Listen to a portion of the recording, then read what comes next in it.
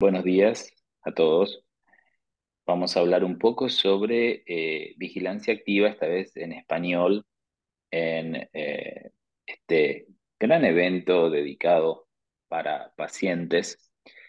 Y vamos a hablar de esta entidad que es el carcinoma papilar de bajo riesgo y esta alternativa que es la observación de estas lesiones a lo largo del tiempo. Yo no tengo conflictos de interés para esta presentación y entender un poco que este concepto de vigilancia activa es algo que no es originar de la glándula tiroides, sino que también ha sido planteado para otros tipos de tumores, como por ejemplo el cáncer de próstata. Este es un tumor en el cual se planteó de manera inicial la vigilancia de las lesiones, fundamentalmente porque aquellos pacientes que reciben tratamientos quirúrgicos en la próstata pueden tener consecuencias y esas consecuencias incluyen la impotencia o la incontinencia, y entonces este concepto de vigilancia activa se puede trasladar a otros tipos de tumores que tengan este comportamiento, digamos, de crecimiento bastante lento a lo largo del tiempo, con el objeto de evitar complicaciones de los tratamientos más agresivos, o también siendo un poco más, un enfoque más minimalista en el concepto de no ir por un tratamiento cuando no sea absolutamente necesario. Y yo siempre cuando doy esta charla para médicos les digo que casi todos los médicos hemos hecho vigilancia activa durante décadas. ¿Por qué? Porque mucho tiempo nosotros solíamos no punzar a nódulos muy chiquitos. De hecho, la guía de la American Thyroid Association del año 2015-2016 dice que aquellos nódulos que son sospechosos desde el punto de vista ecográfico, pero que miden menos de 1 centímetro, podrían no ser punzados y uno podría seguir a estos nódulos sin la necesidad de realizar la punción. Y es lo que nosotros hemos denominado como vigilancia activa de tipo encubierta. Es decir, este grupo de pacientes que tienen estos nódulos menores de 1 centímetro de diámetros y que tienen estas características en la ecografía, que a veces son hipoecogénicos, asociados a microcalcificaciones o márgenes irregulares, o que puedan tener extensión por fuera de la tiroides, que uno lo pueda ver en la imagen ecográfica, no necesariamente tienen que ser punzados. Esto es lo que dice la guía de la American Thyroid Association, y lo que nosotros planteamos es que esto es una vigilancia activa de tipo encubierta y que el paciente tiene, por supuesto, el derecho, y nosotros tenemos la obligación de que los pacientes conozcan cuál es el riesgo de malignidad de ese nódulo, que es bastante alto, superior al 70%, y que muy probablemente vamos a tener que tenerlo en cuenta lo mismo que consideramos para hacer una vigilancia activa después de que ese nódulo sea diagnosticado como un carcinoma papilar de tiroides. Entonces, fundamentalmente la idea surge por el grupo del profesor Miyauchi en Japón, con la idea de disminuir el diagnóstico epidémico de microcarcinomas papilares. Es decir, quitar un poco toda esta gran base del iceberg que veníamos diagnosticando, ya sea por el uso indiscriminado de la ecografía, por el mayor acceso a la salud, o cuando se utiliza screening ecográfico, bien el screening de, el ecodoppler de vasos de cuello, que es algo que se utiliza muy frecuentemente, y en este contexto muchas veces el mismo transductor pasado por delante de la tiroides detecta estos nódulos que obviamente el ecografista que está haciendo el estudio los informa. Entonces, esto ya lo sabíamos históricamente, que íbamos a diagnosticar una gran base de este iceberg, porque existen muchos estudios publicados que muestran que la prevalencia de microcarcinomas en las autopsias, es decir, de personas que fallecen por otras causas, puede llegar a ser tan alta como del 10, 20 y hasta un 30%. Es decir, microcarcinomas papilares que nunca se manifestaron y que siguieron completamente su estabilidad a lo largo de toda la vida del paciente. Y entonces es la idea quedarnos un poco con esta parte del iceberg, que es la parte visible y que en general es la que está vinculada a la que tiene manifestación clínica. Entonces, este concepto de vigilancia encubierta es importante entenderlo. ¿Por qué? Porque si uno no le informa esto al paciente, uno tiene que explicarle que ese paciente debe volver a la consulta para hacer el seguimiento de ese nódulo altamente sospechoso desde el punto de vista del patrón ecográfico, pero que no hemos ido a punzar. Entonces, en nuestra práctica nosotros explicamos estos conceptos a los pacientes y decidimos en forma conjunta si vamos a ir a punzar o no. Y tenemos de todos tipos de pacientes, como por ejemplo esta paciente, que es una mujer de 36 años, con un nódulo de 8 por 5 milímetros. El patrón es bastante sospechoso, es decir, es bastante irregular, con bordes y márgenes, si bien son netos, pero polilobulados. Y esta paciente, entendiendo el riesgo de malignidad, decidió no ir a la punción aspirativa con aguja fina y hoy tiene 9 años de vigilancia activa que nosotros hemos denominado vigilancia activa de tipo encubierta, es decir, sin un diagnóstico definitivo, pero con una alta probabilidad.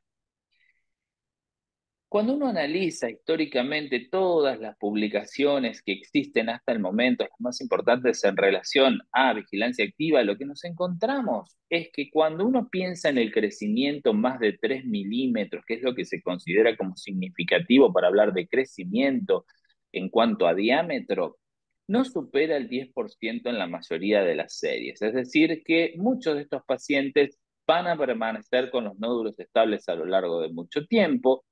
Un porcentaje mínimo de pacientes va a tener metástasis ganglionares, en este caso no superando el 2 al 3%. Y en cuanto a metástasis a distancia, la última línea que ven ustedes, que es la que figura acá del profesor Miyauchi,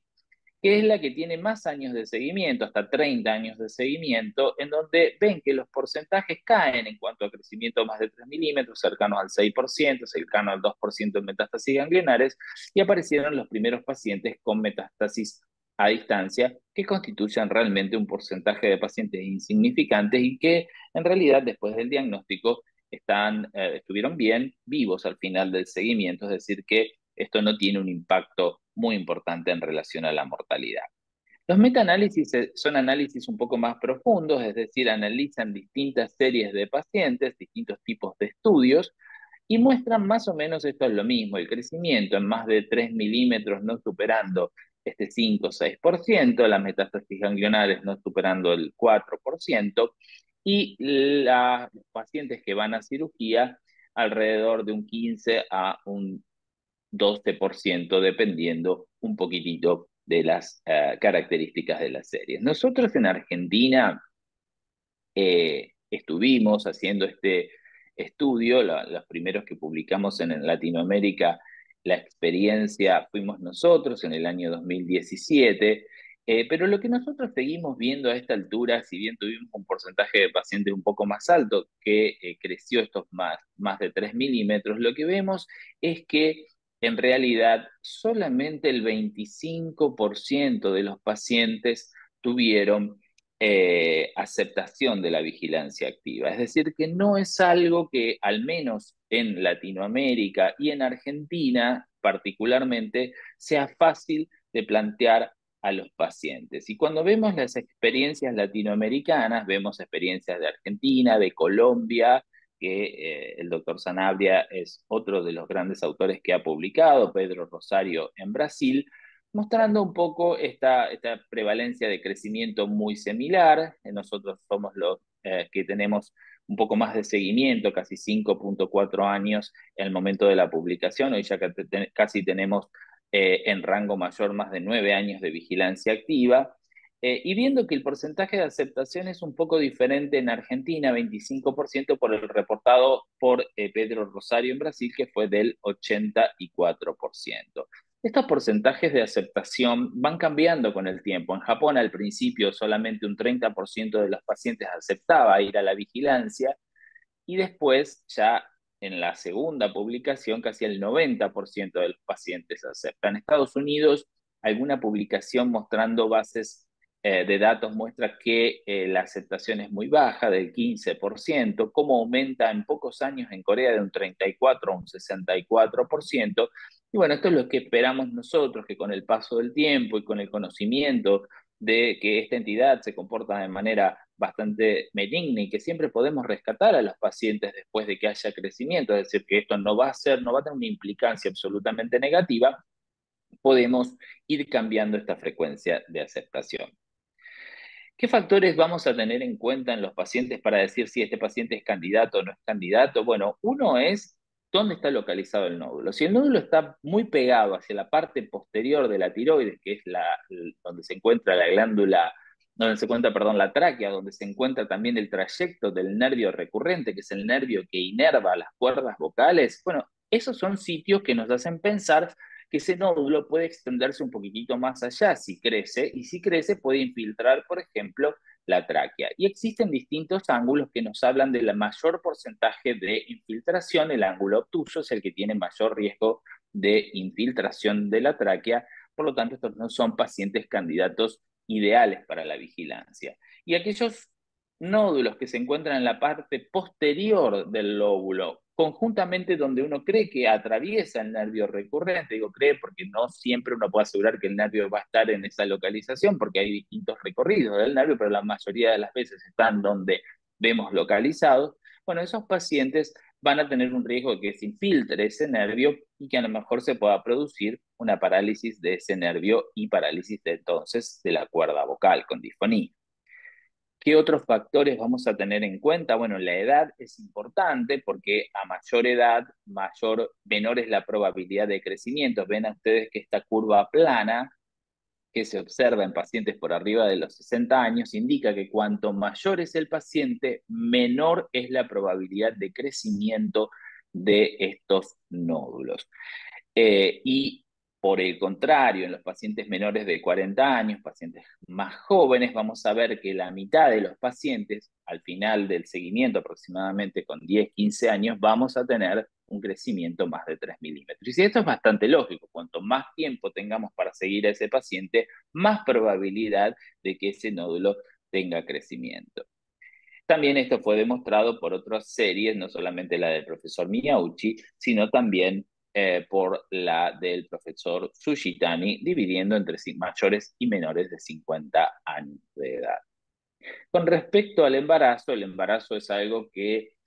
inicialmente se consideró que impactaba, después se dijo que no impactaba tanto. Los únicos datos que existen es demostrando que un crecimiento de más de 3 milímetros se observó en cerca de un 8-9% de mujeres embarazadas en un estudio del grupo japonés, pero este 8% que ocurrió en los 9 meses del embarazo es más o menos el porcentaje que ocurre durante toda la vigilancia activa. Nosotros hemos tenido pacientes embarazadas durante vigilancia activa, hemos observado crecimiento y hemos observado después del crecimiento también reducción o vuelta del tamaño original, porque normalmente durante el embarazo las hormonas, como la gonadotropina coriónica humana, que produce la placenta, puede estimular el crecimiento porque es muy similar a una hormona que produce, que estimula el crecimiento de la glándula tiroides, que es la TSH. Entonces esto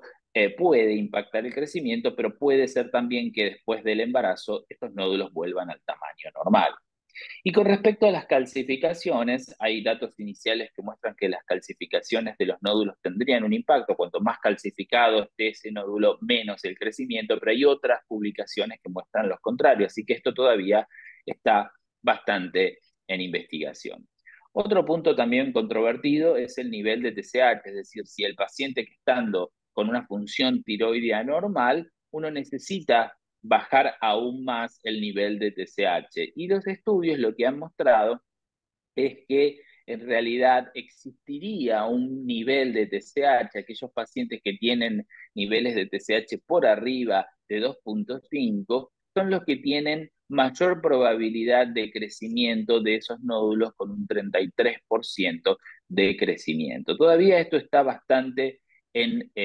discusión. Hay nuevos trabajos que muestran más o menos lo mismo, que cuanto más alta es la TSH, mayor probabilidad es de crecimiento, y se sugiere a veces iniciar el tratamiento con levotiroxina cuando la TSH esté por arriba de 3, pero no es algo que esté francamente demostrado con estudios prospectivos, sino que esto es más una conclusión de los datos que se fueron observando en estudios retrospectivos.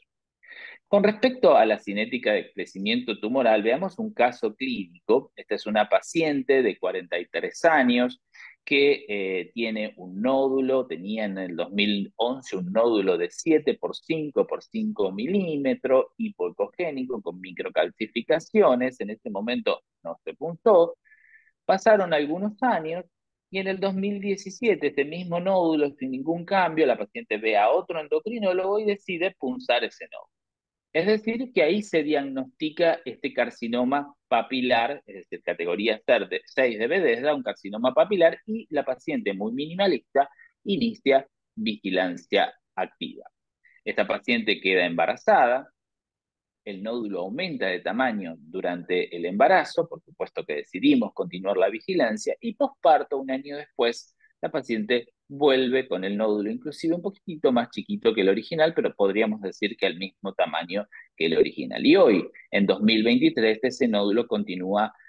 bastante estable en relación al año 2011. Es decir, que en esta paciente, cuando uno mira un poco la historia, tenemos un diagnóstico prospectivo y un diagnóstico retrospectivo, porque esta paciente el nódulo ya lo tenía de manera sospechosa, con un patrón sospechoso desde 2011. Y esto nosotros lo hemos denominado como vigilancia retrospectiva, algo que ya venía siendo hecho, pero no con la confirmación. Acá se confirma y desde acá más tenemos el diagnóstico prospectivo con una vigilancia total de 12 años de ese nódulo tiroideo. Pero uno piensa hacia atrás, si esta paciente cuando tenía, digamos, en el 2011, 43 años y se diagnosticó ese nódulo tiroideo, ¿cuánto tiempo atrás ese nódulo tendría que haber aparecido para pensar en que llegue a ese diámetro de los 7 milímetros? Es decir, en la adolescencia, en la infancia, ¿cuándo aparece este nódulo que llega a medir ese diámetro? Bueno, esos datos en realidad uno los puede inferir. Este es un trabajo del grupo de Michael Tuttle, del Memorial de Nueva York, donde se muestra que existen distintas cinéticas de tratamiento. ¿Qué quiero decir? El patrón más frecuente es que el nódulo más o menos permanezca estable desde que uno lo diagnostica en adelante, más o menos el 80% de los pacientes. Hay un grupo de pacientes que tendrá un crecimiento rápido, un crecimiento temprano, no más del 10%, y el otro porcentaje que se ve en todas las publicaciones es el que disminuye, cerca entre un 5 a un 10%. Y después tenemos pacientes que tienen incrementos tardíos o incrementos tempranos seguidos de estabilidad o un patrón de crecimiento, de estabilidad seguida de crecimiento. Entonces, lo más probable es que uno encuentre muchas veces al paciente cuando está en esta situación, y probablemente estos dos grupos puedan unirse, porque uno puede ir hacia atrás y tal vez encontrar que ese nódulo medía 1, 2, 3 milímetros, creció hasta 7, 8 milímetros y ahí comienza un momento de estabilidad a lo largo de toda la vida de los pacientes. Entonces, también tenemos que tener en cuenta aspectos no biológicos. ¿A qué me refiero con aspectos no biológicos? Que tienen que ver fundamentalmente con el paciente. Es decir, uno claramente cuando está con el paciente sabe, cuando el paciente está sentado frente a uno, si ese va a ser un paciente que por más que uno explique todas las características de lo que implica la vigilancia activa, va a aceptar o no va a aceptar de acuerdo a las personalidades que tienen estos pacientes. Los pacientes maximalistas, que son en general proactivos en relación a su salud y buscan datos obtenidos en la bibliografía sobre bajas complicaciones quirúrgicas y los, digamos, pocos problemas que existen después de las cirugías, no tienen problemas en recibir hormona tiroidea, creen que todo va a estar muy bien después de la cirugía y son los pacientes que no toleran el diagnóstico de un tumor maligno sin tomar ninguna conducta. El otro grupo, que es en general el que va a ver a varios endocrinólogos y que no encuentra el endocrinólogo que quiere ser un poquito más tranquilo con su enfermedad, de decir, bueno, yo no quiero operarme ahora, quiero ver cómo esto responde, son los pacientes que tienden a hacer otros tipos de tratamientos adicionales, por más que no tengan evidencia científica, probar con medicinas alternativas, productos naturales o cambios dietéticos, son los pacientes minimalistas y que uno también puede reconocer fácilmente en la primer consulta. Entonces, una vez que uno tiene sentado enfrente al paciente y puede conversar o hablar de la vigilancia activa, yo diría que uno se da cuenta rápidamente si ese paciente va a acceder o no va a acceder. Y por más que intentemos explicarle a ese paciente que podemos tomarnos un tiempo para la decisión terapéutica, a veces ocurre que ese paciente termina con la cirugía fundamentalmente porque no puede tolerar la idea del diagnóstico de una enfermedad maligna sin tomar una conducta. Con respecto a los profesionales, esto es muy similar. ¿A qué me refiero? Es decir, nosotros como médicos, a su vez, somos maximalistas o minimalistas. Entonces, los médicos más maximalistas habitualmente son los que están propensos a indicar tratamientos y están más basados en las creencias que en la evidencia. ¿A qué me refiero? Es que en realidad todos hemos tenido al paciente con el microcarcinoma que se comportó de manera diferente y muy probablemente quede grabado en nuestra memoria y en nuestra manera de accionar para que nos mueva a tomar conductas más agresivas. En cambio, los médicos que somos minimalistas tratamos de pensar que menos siempre es más en la mayoría de las opciones, no solamente con la vigilancia activa, sino también lo tenemos bien en claro cuando usamos el yodo radioactivo, tratar de ser menos agresivos con la administración de yodo radioactivo, pero en este caso pensar que hay mucha evidencia actual para plantear la vigilancia activa como una opción válida y que podemos poner en práctica esta evidencia en nuestra propia práctica profesional. Entonces, cuando uno piensa y trata de explicarle al paciente los efectos adversos, lo que uno sabe es que después de la cirugía pueden ocurrir dos situaciones. Si vamos a ir a una cirugía mínima, como es el caso de una hemitiroidectomía o lobectomía, en realidad el riesgo de que ese paciente quede hipotiroideo no va a superar el 40 al 50% de los casos. Y en cuanto a otros efectos adversos, uno tiene datos propios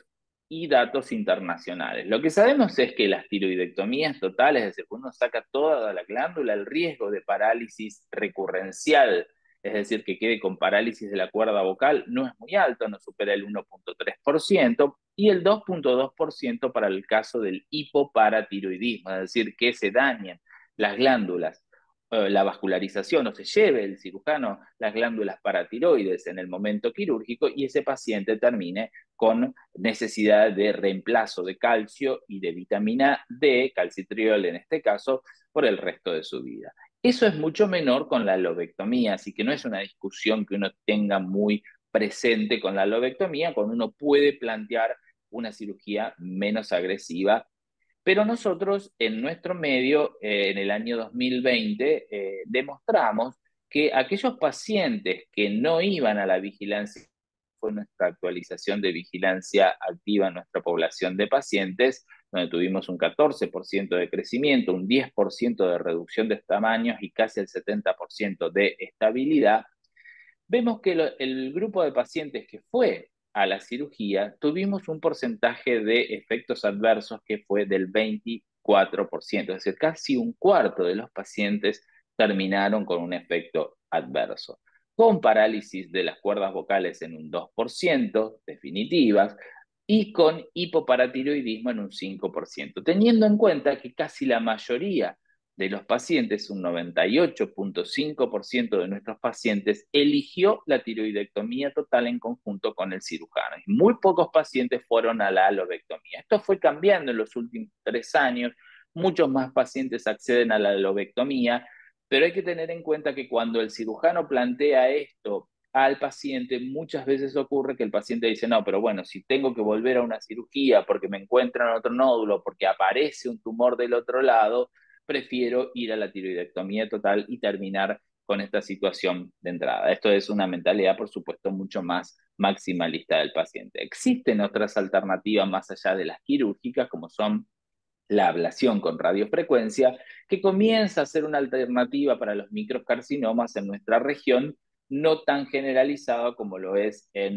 tal vez en Europa, en Asia y también en Estados Unidos.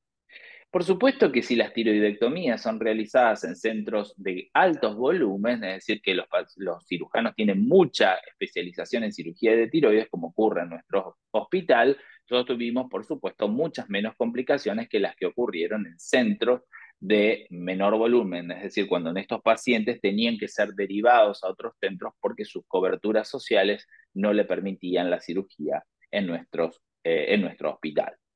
Entonces, para terminar un poco, uno tiene candidatos ideales, posibles y apropiados. Esto es un resumen eh, generado por Juan Pablo Brito en conjunto con Michael Tuttle y también profesor Miauchi, pensando un poco en un resumen de cómo vamos a mirar a estos pacientes. Estos son pacientes de nuestra base de datos en vigilancia activa, que si uno tiene un nodulito tiroideo que está en el medio de la glándula, muy tranquilito ahí, con tejido tiroideo normal todo alrededor, muy probablemente uno dice, este es un paciente candidato, el nódulo es menor de 1 centímetro, 1,5 centímetros, hasta ese diámetro uno puede pensar en una vigilancia. Y si tenemos ecografías previas que nos digan que este nódulo estaba más o menos parecido como las pacientes que les mostré previamente, uno dice, bueno, este es un paciente candidato. Más aún si el paciente es minimalista y mucho más aún si este paciente es mayor de 60 años y toda la familia está de acuerdo en que este paciente maneje por sí solo la decisión de no cirugía. Existen otros pacientes que tienen otras alteraciones, por ejemplo, algún nodulito que se va un poquito para adelante de la glándula, que puede estar comprometiendo la pseudocápsula tiroidea anterior, o aquellos que tienen tiroiditis, en donde el nódulo a lo mejor no está muy claro, definido por todo el proceso inflamatorio que tiene en la glándula, o aquellos que tienen una mutación que se les pidió un estudio molecular y se encontró una mutación específica de carcinoma papilar que en algunos casos podría conferir mayor agresividad, pero en estos casos no es un factor que inhiba o prohíba la posibilidad de hacer vigilancia activa. Por supuesto que si son pacientes más jóvenes, hay que tener en cuenta que esos pacientes pueden tener más riesgo de crecimiento, pero nunca vamos a estar tarde en plantear el tratamiento quirúrgico en estos pacientes independientemente de lo que ocurra a lo largo de esa vigilancia. Y los que no van a ser candidatos son pacientes que tengan estos nódulos, como yo les decía previamente, que están subcapsulares posteriores en contacto con la tráquea, que uno ya sepa que estos nódulos están invadiendo alguna estructura, que uno vea ganglios patológicos, que hayan aumentado rápidamente de crecimiento y el paciente se sienta muy ansioso. A veces uno puede esperar un poco a estos pacientes a lo largo del tiempo. Y la asociación de dos mutaciones, que tampoco es una indicación, digamos, absoluta de cirugía o de tomar una conducta, BRAF y TERT, pero que sí puede ayudarnos a decir que, o a predecir que ese tumor va a crecer más rápidamente. Esta es otra paciente que tiene tumores bilaterales, es decir, uno de un lado y otro del otro, que permanecen estables a lo largo de muchos años de vigilancia activa y que en realidad existen datos también internacionales mostrando que se puede hacer vigilancia activa de dos focos de microcarcinomas con estadísticas muy similares en lo que pasa en el crecimiento de los que tienen un solo foco o de los que tienen más de un foco de carcinoma papilar. Y acá es un ejemplo de una mala combinación de un paciente de 53 años, que en el año 2012 tenía un nodulito muy chiquitito, de 7 milímetros, en el 2000, y en ese momento había sido punzado con un diagnóstico indeterminado, es decir, dudoso era esa punción, vuelve a tener una nueva punción 4 años más tarde, pero ya el nódulo medía 12 milímetros. Ya con estas dos situaciones y con este crecimiento uno piensa que este paciente va a salir de la vigilancia. No fue así, el paciente siguió en otro centro con la vigilancia y así fue como este nódulo fue siguiendo hasta la actualidad, en donde ya es un nódulo con un crecimiento de más de 30 milímetros y que por supuesto no sería candidato a la vigilancia activa. Y que probablemente nos habla de este patrón de crecimiento, es decir, un patrón de crecimiento que siguió más o menos estable siempre a lo largo de todo su seguimiento.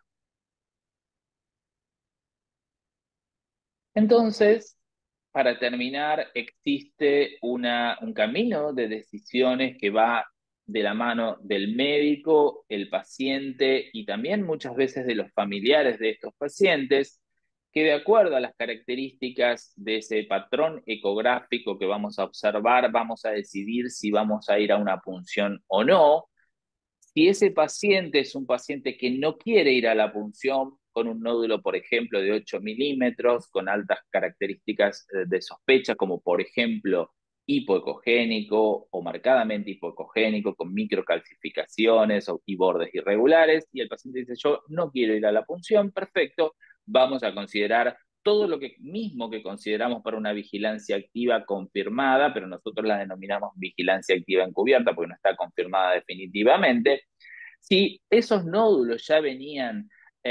vigilados previamente o tenían una punción que era benigna y se vuelve a punzar y esa punción finalmente nos diagnostica, es decir, que se trataba de un falso negativo de la primera punción, es lo que nosotros llamamos como vigilancia retrospectiva. Contaremos también esos años hacia atrás hasta el momento en que hacemos el diagnóstico de la malignidad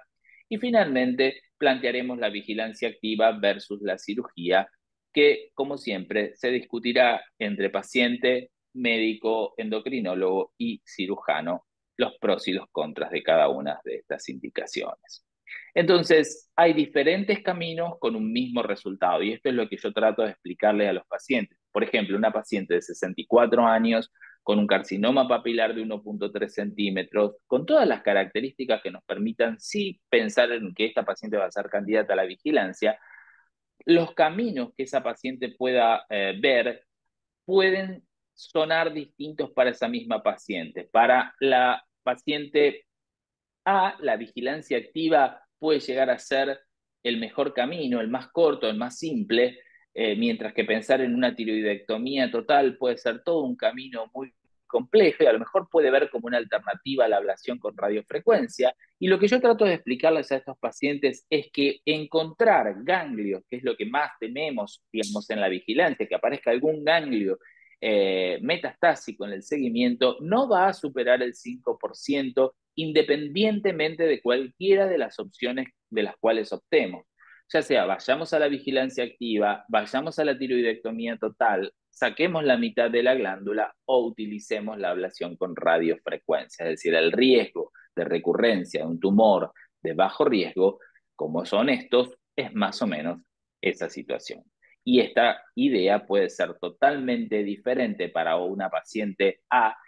que ve que la tiroidectomía total es lo más sencillo, terminar con su enfermedad y no seguir controlando porque esto le genera mucho estrés, mientras que la vigilancia activa para esta paciente pasa a ser el camino más complejo, más largo y más tedioso.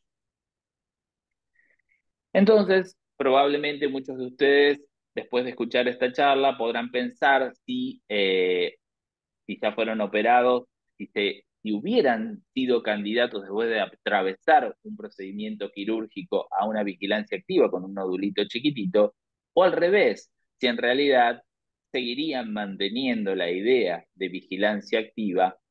después de que existen numerosos datos bibliográficos que avalan de manera absoluta esta metodología. Entonces, la vigilancia activa es una alternativa válida para los pacientes que tienen tumores menores de 1,5 cm. Sabemos que menos del 10-15% de estos tumores van a crecer, muy pocos porcentajes van a desarrollar metástasis ganglionares. La vigilancia retrospectiva y vigilancia encubierta son conceptos que nosotros los utilizamos muy frecuentemente en nuestra práctica cotidiana y la aceptación de esta modalidad sigue siendo bastante baja en nuestro país y probablemente sea compartida en un futuro por otras modalidades de tratamiento, es decir, que el paciente entre a vigilancia activa, vea cómo sigue ese nódulo y a lo mejor en algún momento ese paciente dice, bueno, yo hoy quiero avanzar con un tratamiento y pensar en tratamientos menos agresivos que los quirúrgicos, como son la ablación con radiofrecuencia, entre otras modalidades. Estas son nuestras publicaciones sobre vigilancia activa desde Argentina y muchísimas gracias por haber escuchado esta charla.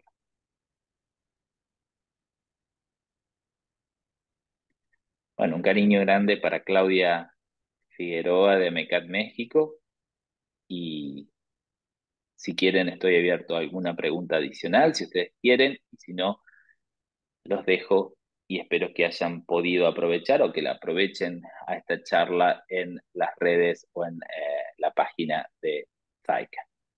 Muchísimas gracias a Gary Bloom por la invitación. Saludos, Yanira de Honduras. Todas las asociaciones de pacientes que fueron surgiendo a partir de hace muchos años atrás cuando teníamos nuestro foro en la tan conocida página cancerdetiroides.com.ar allá por el año 2001, 2002, donde muchos pacientes empezaron a trabajar para formar distintas asociaciones de pacientes en distintos países de Latinoamérica, como en Argentina, Actira, que es nuestra asociación de pacientes argentinos.